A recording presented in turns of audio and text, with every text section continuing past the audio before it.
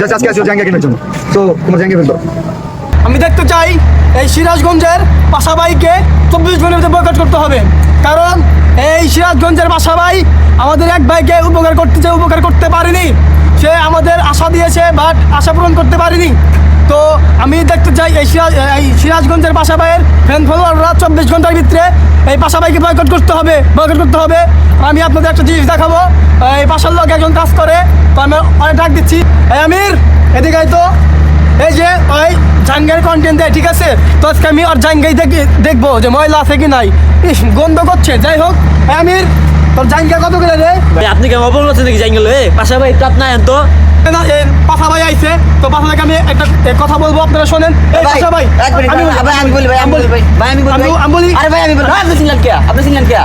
এই পাশা ভাই আমাদের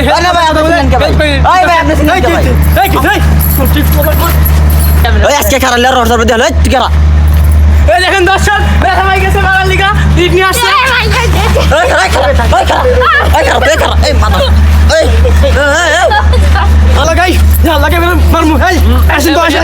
ভাই আপনি দেখলেন তো এই পাশা ভাই কিভাবে আমাকে আক্রমণ করতে আইছিল শুধু এই সাহায্য করার কথা বলছি বলে।